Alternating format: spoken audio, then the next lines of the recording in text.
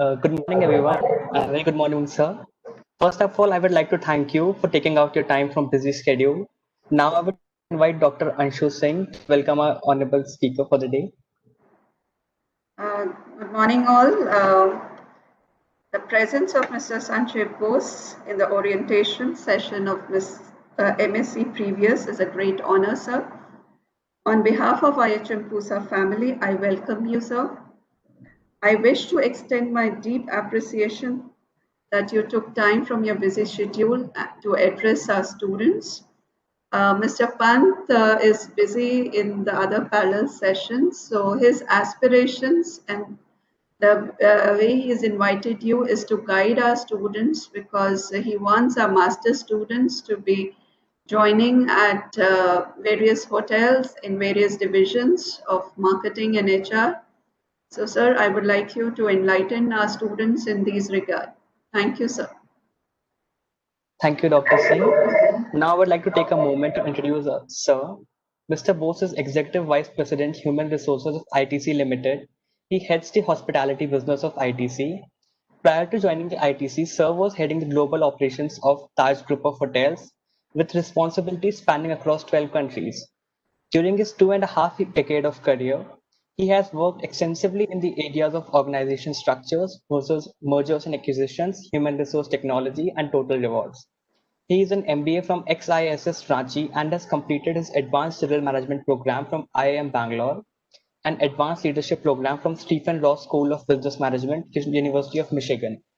Mr. Bose is active on various professional forums and is a part of Confederation of Indian Industries Committee of Human Resources, Indian Industrial Relations and Skill Developments at national and regional level. He has been recognized by various industrial bodies, including Business World Chief Human Resources Officer of the Year 2019. This was a small introduction about Mr. Bose. Thank you, sir. Now the stage is all yours.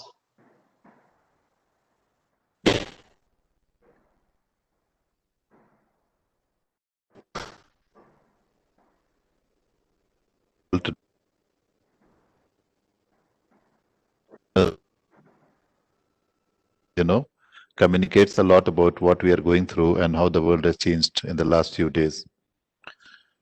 I know that there are a lot of people here who are choosing their career in Masters in Hospitality Administration. At this point of time, people who are starting this career about what the future of industry is going to be, of jobs, careers, etc., etc. So that's something that I'd like to touch upon. But before I do that, let me talk to you a little about IHM Pusa. I think all the ladies and gentlemen who have joined this course and are now getting inducted, you have already realized that it's a very illustrious institution that you have joined. Not only in India, but across the globe, there are leaders in hospitality which have come out of this institute. And therefore, it has a large, long pedigree of producing some world-class leaders, especially in the business of hospitality. So I think you are in one of the most illustrious, most exalted institutions in India to have launched on this program of Masters in Hospitality Administration. And congratulations to each one of you. I don't think there could have been a better place we would have done this course. So with that, welcome again to all of you. The way Dr. Anshu Singh, I missed most of what you said because there was some connectivity issue at my end. So if I'm going a little wayward, just step in and correct me, please. What I'd like to do is I'd like to maybe speak for a few minutes about what this industry is like and how the future is looking like. And then if there are any questions, I'll be very happy to have it, if that is okay with you, Dr. Singh. Yes, sir. Perfectly fine. Thank you so much. Okay, great. So let's look at, let me try and address the foremost question in people's minds on what's happening to the industry. When is it that we are going to come back? Right now, you know that we are one of the hardest hit industries. Maybe after airlines, it's travel and tourism, which is the hardest hit and will probably be the slowest to recover because it talks about discretionary travel, it talks about leisure travel, business travel, as you can see from this call, even across a city we are not traveling, but we are a drastic change, and a lot about what's happening in the last. But and I have only 3 points to make for each one of you who are starting on this journey today. Change is something which has never been new to.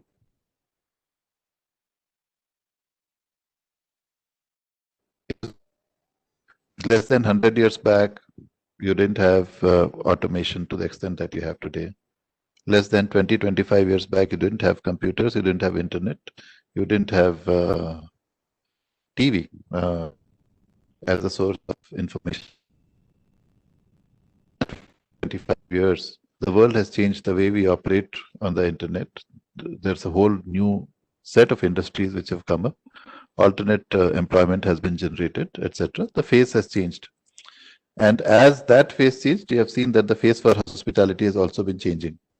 If you look at hotels, earlier the role of a hotel would everywhere in the town. You know, you have good of good contacts and the reputation of the hotel. The examples I'm giving really to address the fact that change is not something which is new to any of us, and the industry is in a constant state of change. There are times when there are, disruptors. 10 years back, when air it disrupted the hotel industry as the hotel industry earlier knew it. Today, with this COVID coming in and the kind that has happened, the industry is going to change its. What's going to happen is there's a lot of emphasis which is going to be on hygiene. It's going to be safety.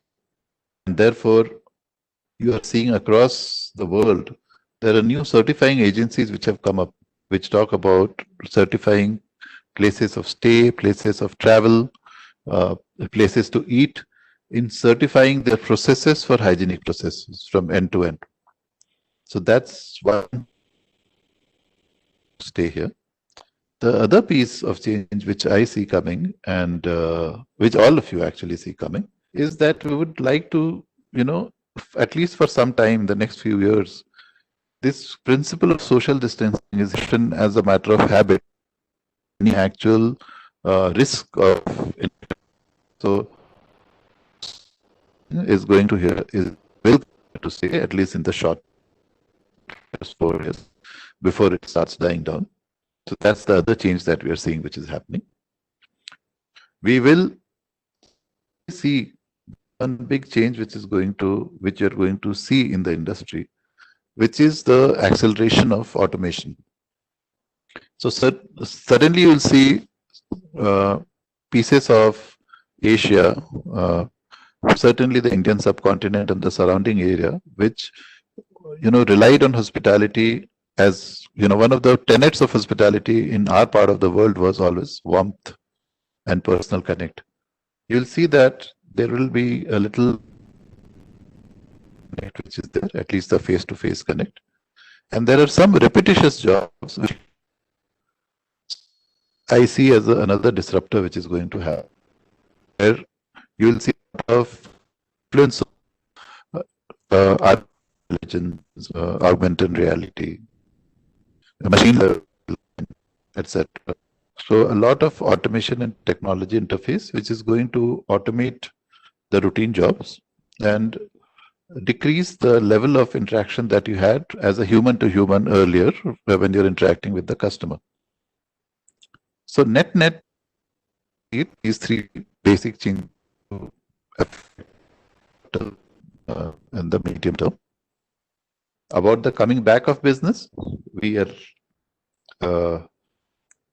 second quarter of this year defied all forecasts. We saw business coming back in slightly better rate than was being forecast. 3 looks even faster. The was that the same level at least say that the same level of business is going to come back in businesses Indian subcontinent today. They should start, breaking even in terms of revenue versus expenditure towards the end of this year or the beginning of 2021, which is very, very encouraging news.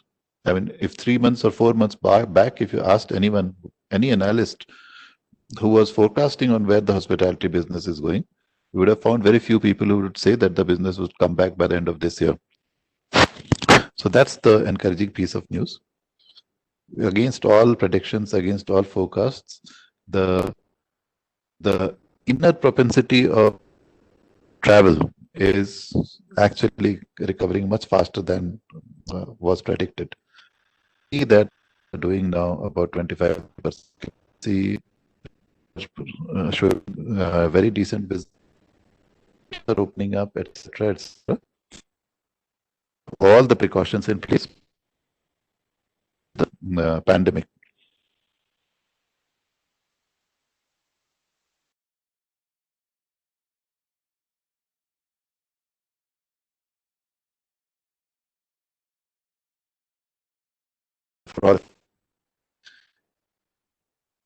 The better part of the news is, am I audible?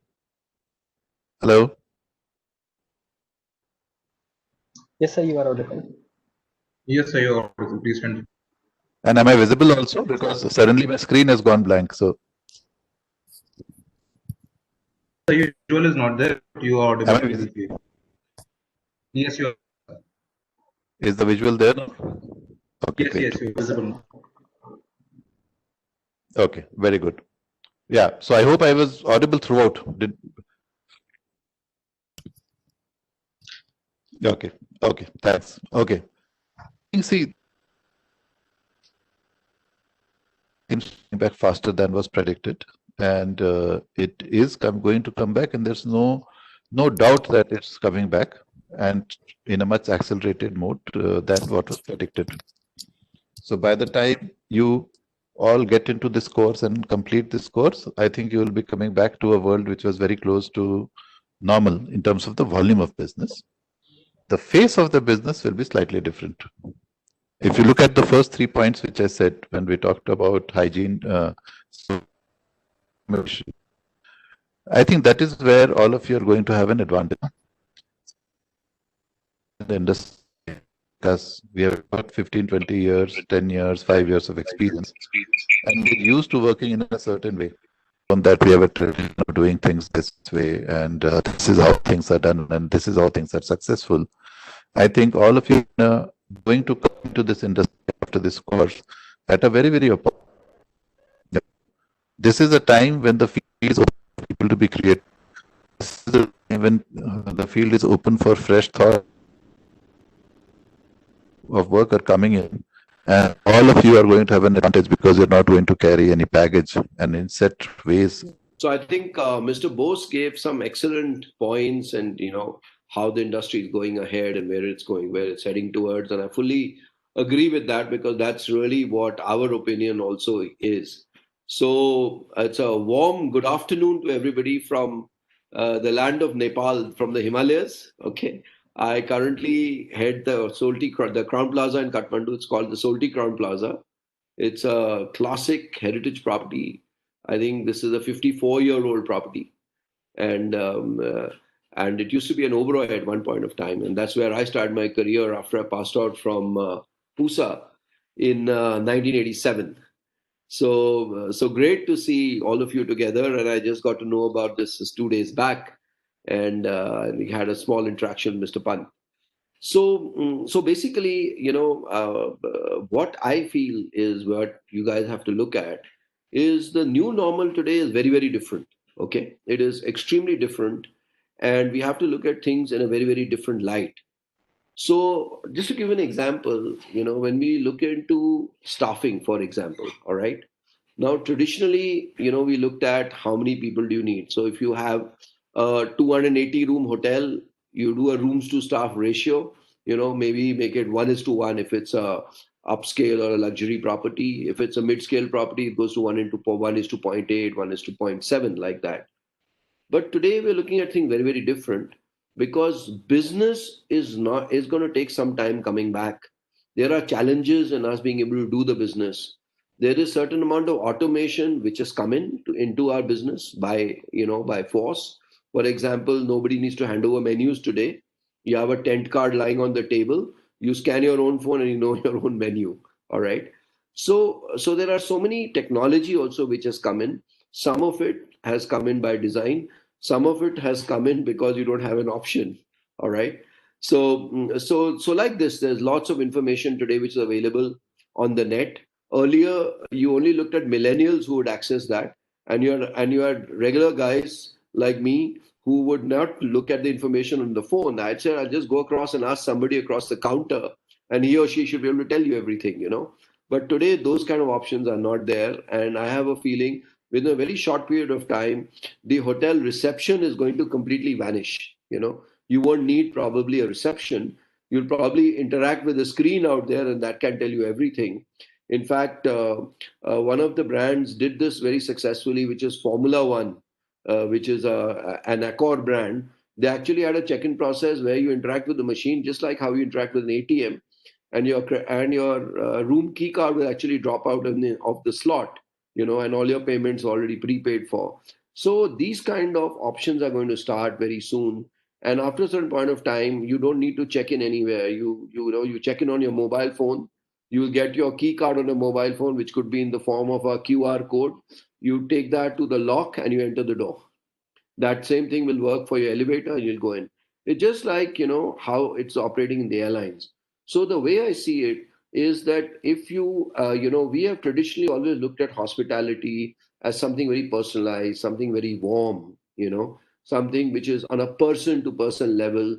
And we actually look for these kind of traits in people when we are hiring them. So today, those things need to be there. For example, how do you empathize with the guest? But that empathy probably will not be face to face. It might be over a WeChat, you know. So or over a WhatsApp chat. All right. So it would be things like this, which are coming in.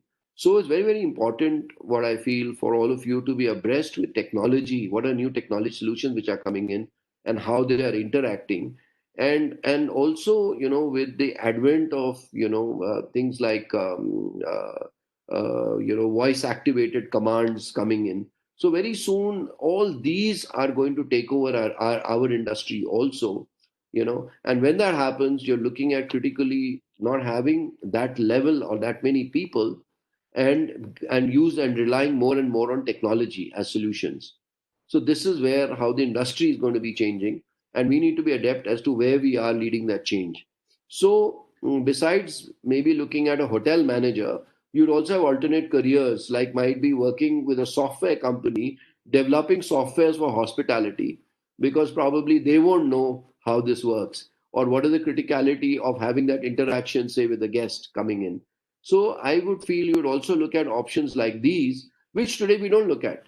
you know so I remember about 8 or 10 years back, I was, invited to come to Pusa and give a chat to some of the students there. But of course, these were the 3-year students.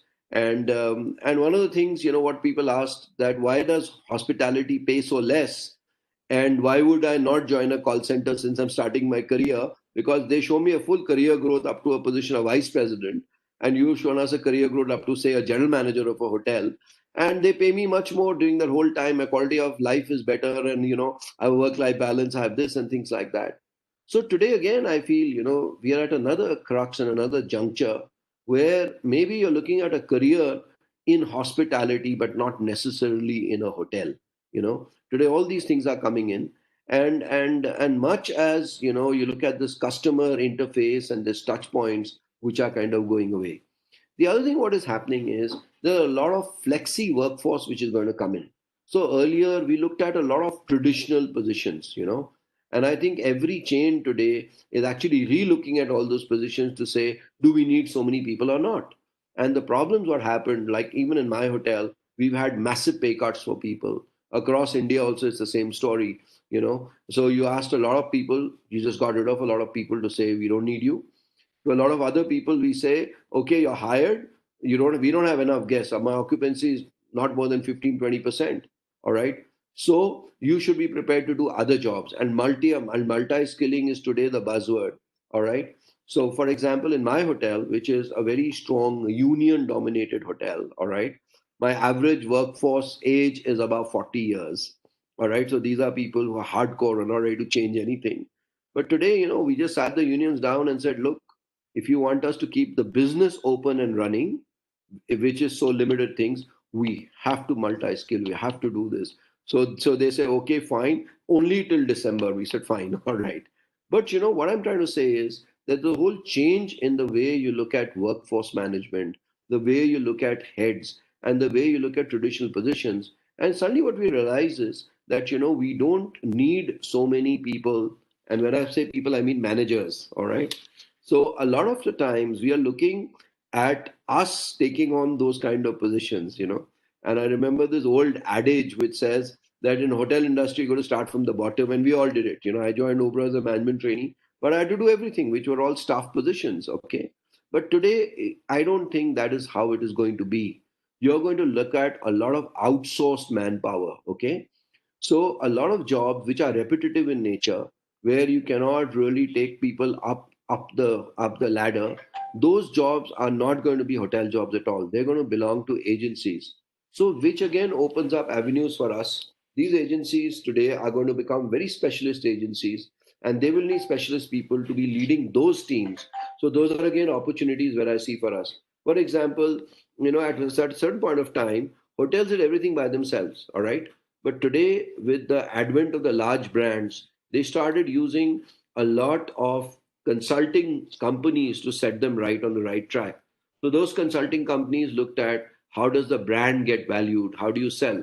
So a big case in point was the Starwood merger with Marriott Hotel, and Starwood had other suitors. Now the guys who were leading these merger and these acquisitions were all people who are working in these consulting companies. And today, you're doing a master's degree. So you will also have opportunities in those kind of areas.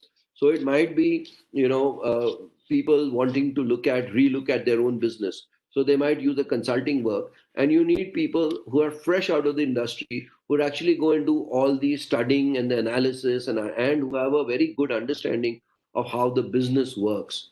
So I'm giving a very, very different perspective in terms of not just traditional hotel jobs, but these are kind of things which are coming. And the reason I say this is I know a lot of my colleagues in the industry at a general manager level have lost their jobs, or they're staring at getting 30% pay, 40% pay. The higher you go, your cuts are higher. And some of them are today looking at alternate careers, and they've got some great offers, for example, from consulting companies which are leading, maybe not the big four, but there are a lot of other firms which are there. So today, when you look into the analytics of the job, analytics of how you do something, are today again great options where people come in. So you might tomorrow be looking at a function like finance, where you may not be a chartered accountant. You don't need to be one because that is outsourced to a firm. But looking into running these functions within a hotel to say how does it go, or controls and things like that. So these are also, I feel, some great options which are coming up as new things. So, and all these will open up for you if you seek these as options, you find out more about these rather than passing out saying jobs are very, very less. So what am I going to do? And the fact that you're coming out with this great experience, all of you would have had an experience with working for hotels, understanding how hotels operate, knowing what happens there. So these are again some things which are going to make a lot of difference. So if you keep your options open or start building on things like this, you can build up quite a strong repertoire for yourself in areas which are not traditional a hotel job per se. And today you have to be flexi, you have to be ready to look at things, you have to be understanding this is how it works. So a lot of us in the industry, at a fag end of our careers, we're starting looking at things like this happening. It reminds me when computerization started. That time I was in school, all right? And I remember in my school, the computer lab was a very sacred place. Even in winters in Delhi, and I'm from Delhi, the AC used to run at chilled. You had to take off your shoes. you could only walk in socks, and there was this big computer like that. You're privileged to be able to do that. And from there, today you don't need a computer. You operate everything with your mobile phone. You need to have the apps, and that's how it operates. So similarly, and I mean, us, we had to kind of adjust, get through to it. But today, when I see my kids, they don't need any adjustment. They never undergo any training in computers. All right. Even in my MBA program, I had a subject called computers, and we had to learn a lot of things, which today is redundant. Guys already know it. So similarly, you have to see how these kind of things are applicable to our industry. All right. Rather than waiting for leaders to think that and come back, it's actually going to be all of you bright guys coming out where you are very with it and you understand, hey, how come this, how will this work in the industry? And those are the changes which are going to come in. There's a huge focus today, for example, on costs, and our whole budget for next year is focused not so much on revenue, what is going to come, where we've taken some assumptions for revenue, but there's a massive focus on cost and how we're going to cut down each and every cost. So today, when you look at a typical hotel, and from there, you get in all this technology in, and then say, how are the costs going to go down? Suddenly, you're a very valuable person, even when you're joining the industry, which is going to make a very, very big difference, especially since you're going to do your master's and you're going to be passing out. So you have this whole year to kind of look at these kind of things, which are very, very necessary in our industry today. And if you talk to, some of the people, just the way, both of us are speaking to you about the industry and what's happening, you would also be able to find out what is our pain points, what are our crying needs. And then instead of coming into an industry which is probably be on a low and recovering, everyone now talking about 2022 to be the year of recovery is probably when you're going to be, in the industry, to coming up with certain solutions which you have studied, you've analyzed, you've come out with certain things. And it's very different from traditionally how we look at hotels and how we operate hotels. So I think that's how it's going to be. The new normal is here to stay, and things are changing. Yes, of course, business is recovering. We are all anticipating a recovery. We're all waiting when with the COVID vaccine be out, majority of your population get vaccinated, and then everybody will want a holiday and they'll come. I don't think that's going to happen so much. Yes, business is recovering. Business will come back, but it's going to be a very, very changed business. Today, people have suddenly realized that they don't need to travel at all. They can just do a whole conference on the web. So it might be that one of the services which hotel will offer will be actually providing some fantastic technology connections. And when the client comes in to do a meeting, he just blocks a meeting room with you, but you have all the technologies available. I know for a fact that my kids are not using Zoom or Viber or WebEx. They are using some other technology which their school is doing, and it's very stable. The voice is very clear and goes across geographies. So, there'll be things like this. So conference and events is going to be something which is going to lead a lot of business for hotels. It won't be the traditional rooms. Most of the time in hotel industry, we looked at rooms business first because that was the most profitable business. Then we looked at food and beverage, and then we looked at and that used to get bifurcated into outlet revenue and conference and events. But suddenly events and conference are very big. Food and beverage is back with a bang. It's very, very big. And today you have hotels which are trying to compete with everybody else in terms of using an online portal to be selling, its restaurant space, to be selling food. And then suddenly when you come onto that, you're competing. So if you're selling a regular dish, like maybe a butter chicken, you're competing against every restaurant in the neighborhood because he's also supplying to the same online portal. So how do you create value there, which you can encash? And that's how it's going to be different. Earlier, it was all about the brand standard and all. Those will definitely remain. Those have become more stringent in terms of safety and security. But from there, when you talk about the business, it's going to be very, very different. Earlier, when you passed out from hotel management, though we called the course hotel management, you were a operations operator. Okay, you're an ops guy, right? Today, you have to start thinking more in terms of managing the business. And that is very, very different in terms of how the business is going to run, where the profits are going to come from, what are the costs I can get out of. And everything you have to kind of question, does this impact and value to the guest or not? Earlier, we just did a lot of things because that's how they were done. Today, we question each and everything. And so when you come in, you had an exposure how it was maybe when you went in for your industrial exposure maybe a year and a half back. But when you go back to hotels, next year, it's a very different company, it's a very different business. And a lot of companies which don't change rapidly are going to perish. We also see that happening. We see a lot of hotels which are going to close. So when we look at people who are coming out of the industry, and you look towards a future which is bleaker in terms of sheer number of companies not there. So what else are you going to do? So that's what I thought I'll speak to you about, and share with you that these are so many options are there where you need a person who's good with operations and has the operation knowledge, but actually working on something very, very different from rather than just serving the guest, cleaning a room, serving them food and beverage. But there are much more roles which are beyond that, and that's how it's going to operate today. So that's what I had to share with everyone. So any questions or anything, you can go ahead. Thank you, sir. Well, thank you Thank so you. much, sir, for the enlightening session. Now the portal is open for questions. If anybody has any queries, they may put it forward in the chat box. Thank you. The first question we have received is for Mr. Sanjay Bose. This question has been asked by Mr. Mallar Mahapatra, who is a final year student who is specializing in HR. He wants to know from you, how does a master's in hospitality graduate specializing in HR compete with an MBA HR graduate from any B school in this highly competitive and saturated industry? Yeah, that's a good question. See, HR and finance and so on is right. Normal B schools, a capsule course, teach you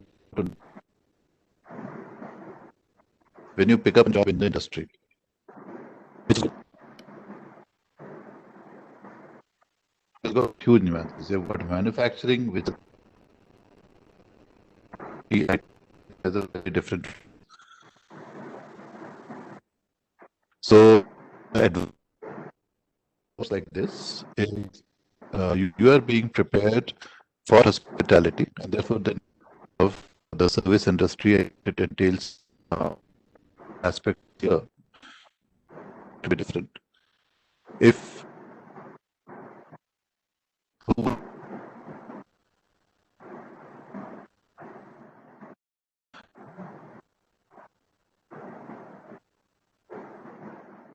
so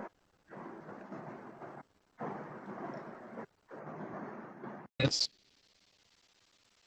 if input you get, what is the kind of institute that you're from, and your individual capability. So that's a question, that's an answer which is standard, whether MBA HR is or a course like Master specialization, which is better. Own strengths.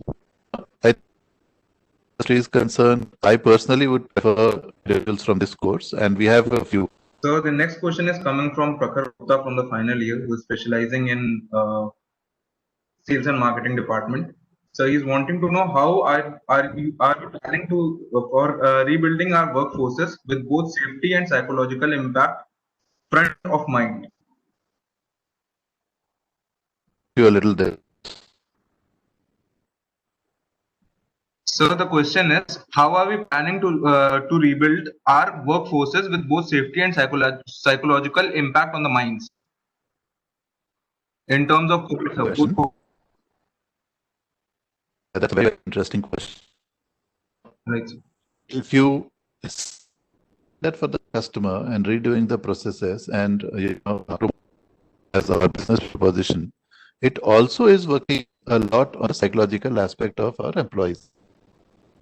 So earlier of what contamination is and hygiene is, how do you even, which we all must realize is that the generation which is the primary, which is the two generations of Gen X, millennials, seen something.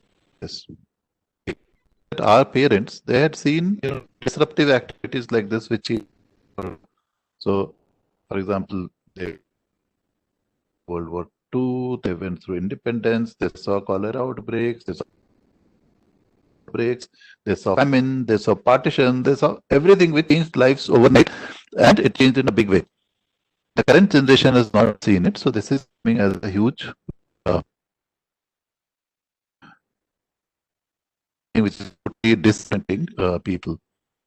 So what is happening now is there are companies used to people to come and work for them based on their brand, based on their profitability, based on market share, etc., etc. You are suddenly clients, which will not start doing job cuts, etc. Who it in some way to make for employees who try for losses, try to give support to employees' lives, their employees' livelihoods, etc., etc. So that's the other thing we see that is happening. Taking up a job is from something which was to someone which was maybe very, very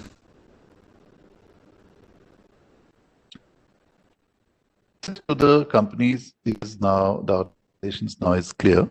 In the future, when you start working with your employees, you have to prove for it. People who let go of their employees, the first trouble,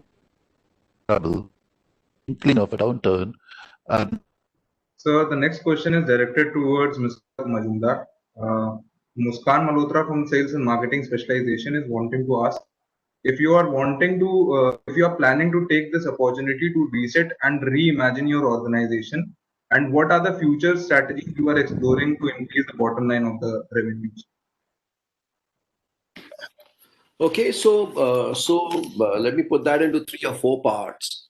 So to increase revenues, you have to look at other areas of business. So for example, today hotels are setting up food carts in malls. This was never something any hotel would ever do. Today we've done a whole lot of work, most hotels, to look into food packaging. Earlier, most hotels used to just have these,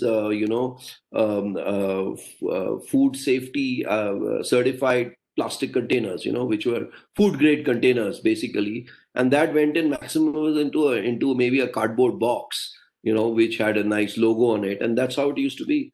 So traditionally, what you got from hotels was just cakes, which used to come in that box. And if you got those food grade plastic containers, they would also be packed in that same cake box, and that's what you would go to. So what we're looking at today is marketing with packaging. So today, hotels are also examining packaging in a very, very big way, because takeaway is suddenly a very, very big business, which was not there before. Now, moment you start getting into these areas, you start competing with a whole lot of other people who earlier were not your competition. So then pricing comes into play. Moment pricing comes into play, you need volumes. Otherwise, you're not going to be able to make profits. So these are the kind of ways, is how the revenue streams are kind of changing. Then we are looking at domestic tourism in a big way. So staycations are going to be suddenly very, very big. And I'm sure staycations will probably happen the weekend. So suddenly you're facing a situation where you're full during the weekend and not during the week. Earlier it used to be the other way around. You're full during the week and weekends you had no business. So suddenly then maybe you will actually have, a winning Wednesday offer from a hotel. So take off on a Wednesday and come and stay with us in the hotel. So we'll find things like this, Then there is also this whole thing of a sanitized workplace. Now, there are many businesses which want sanitized workplaces, and it's not easy to provide that. So suddenly you look at a hotel which has, say, 250 rooms, and it's not looking at any kind of business happening for more than 100 of those rooms. So it has 2 options. It shuts down those 100 rooms completely, or it looks at creating an office space there. So we got sanitized air coming in through air conditioning systems. We ensure anybody walking in or out of the hotel building goes through a whole safety and a procedure. So these are kind of things, which you can enhance, and suddenly you have 2 floors in a hotel which are office spaces, and which is not traditionally the place where you go and sleep for the night, maybe. So these are, new ways of revenues which are going to be coming into hotels. And there are similarly many, many strategic ways. And all this is going to get built into the hotel strategy. So we're also looking at things like institutional catering, which a hotel never looked at. So suddenly you take a large school or a large college, maybe a B school, and you run their canteen for them, because you have these employees, you have bulk cooking facilities and banqueting, where banquets are going to get severely limited, because I don't think you can do functions for more than 50 or 100 people. But your banqueting facilities were made to cook food for 1,000 people, 1,500 people, and with all the bulk cooking facilities there. So suddenly you use those facilities, which exist, and then pick up some other business, maybe for the next 1 year, 2 years. And so today, we are looking at all these kind of things, because certain expertise you need. For example, you need the executive chef. You can't operate a hotel maybe without the executive chef. Yeah, you can maybe go one or two rungs down to say this is not so much. So maybe the executive sous chef or the sous chef heads the kitchen, but you still need that guy. And maybe, your hotel is not generating that much of business, which takes care of having these kind of people. You got stores, you got all these areas which are maintained. So suddenly you start looking at other additional areas which were traditionally never looked at hotels. So you have your traditional business, which has got reduced. Then there are regulations around it which prevent numbers from coming in, and safety aspects. So then you start looking into other businesses which come in from there. Coming into your bottom line, cost strictly. There are a lot of areas of cost which you have to completely cut. Outsourcing is very, very important. Then working, so you might have a very safe and secure hotel environment, but you need to ensure your vendor who's supplying you also goes through similar those kind of procedures. Otherwise, you'll have stuff from your receiving coming in through the back door. You have some safety issues happening from there. So these things of what we have now very much institutionalized in every hotel, in all hotel chains, will slowly start moving out to vendors, and you'll only work with vendors who will probably give you all of this already done. So suddenly, you don't need to do so many things, because you're already getting it done from maybe somebody else which is coming in. So these are the kind of changes I see as opportunities in terms of top line, bottom line, going forth in the future. Right, sir. So there are still some questions coming in front of me, but due to the constraint of time, we can't take any more. So I would like to request Ms. Sakshi Sharma to extend a vote of thanks for our guests. Yes, Sahil. My list is so big, going on with such a knowledge session that Sanjay sir and Upal sir has given us. And when I start with my vote of thanks, please be with me, everyone, because it is a long list that I have written with such wise words of our experts of the day. So I'll start this. On behalf of IHM Pusa, I, Sakshi Sharma, take the privilege to propose vote of thanks to our exuberant alumni of the day, Mr. Sanjay and Mr. Rupal. Sir, we are highly privileged to have you amongst us. I begin with, I would like to express my heartfelt gratitude to Mr. Sanjay Bose, Executive Vice President, ITC Gurgaon. Rightly mentioned by Sir, change is not something new for all of us. Change is the only constant we have often heard of it. We all face changes every day, and this is something we are sure that it is going to happen. Major change mentioned by Sir is the automation, and I believe that the youngsters that we have, are very talented to adapt to such kind of technology changes that are happening. Recovery is faster than predicted. Sir also mentioned this. And this is a boosting time for us to boost the optimism amongst our students, that you cannot say that nothing is there for us. Sir has shown us the path. There is so much there for us. So keep your morale high, students. Time for fresh thoughts. I totally agree with Sir. And with this, Sanjay Sir, I would like to thank you for your wise words. Now, coming to the personality that we have, Upal Majumdar Sir, I really like the way you were talking to our students, Sir.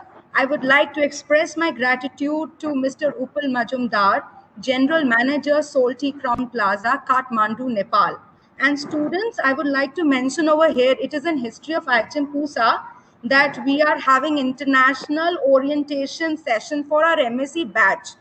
And it is all because of, here I would like to mention here itself, it is all because of Principal Sir Mr. Kamal Kant Pant, who has been putting so much efforts because he wants to give best to his students and best to the MSc program. So I'll again come back to Sir now. Rightly mentioned by Sir, we have to be abreast with the technology. And our WhatsApp has to now have a personal touch. We all have experienced it now. So we are going to adapt to this also in the industry once you go. Look at options from new angle. Yes, of course, students. Career path is wide enough as normally perceived, so there is nothing to get disheartened. Lot is there. Specialists have their hiring companies, and that is why we always say specialization course in life is always important. So now you get why MSc program is important for you. Should we join masters after BSc or not? Specialists always have, stand for themselves. That is why doing a specialization is the best thing one can have in their life, right? You rightly said, sir, we have to be flexible from computers. I also remember computer was the most sacred place. That AC, take off the shoes. I am also almost of that time in between, maybe I can say. From computers to mobile apps, we have moved on, and our youngsters are masters of that, sir. I must tell you.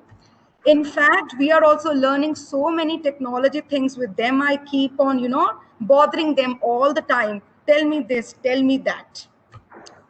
And yes, analysis skill will definitely play an important role in the present times. So students, that is a good takeaway for you.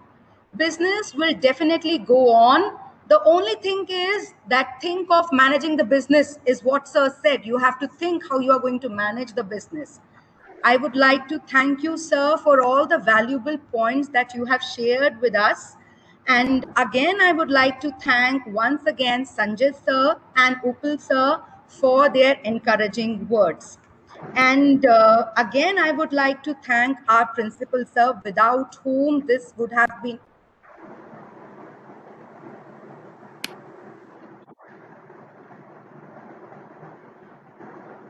Sakshi ma'am, we can't hear you. Excuse me, Sakshi ma'am.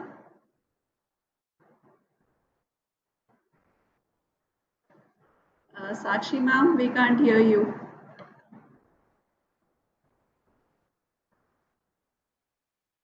Can you hear us? Sakshi ma'am, you are mute.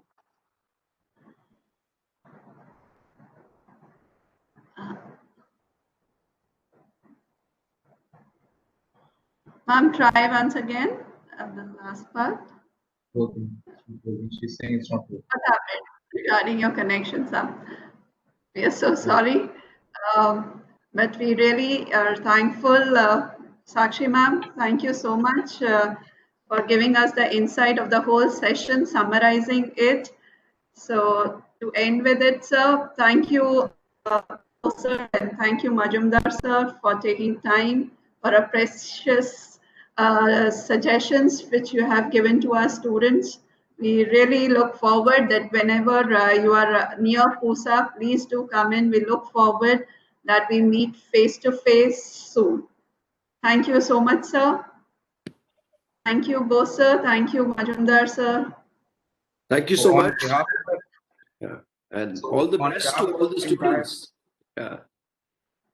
So on behalf of the entire IHM Pusa fraternity, I would like to extend our heartfelt gratitude to Mr. Bose and Mr. Majumdar for joining us and for their word of wisdom, which surely will resonate with all of us. I take this opportunity to thank the faculty members for gracing the occasion of our virtual audience for their active engagement as well. Our next session will be at 3:30 p.m. I would request all the students to join 10 minutes early. Thank you so much. Thank you both of you, sir. Thank you. Thank you, sir. Bye-bye. Take Bye. care. Stay safe, sir. Thank you. Thank you.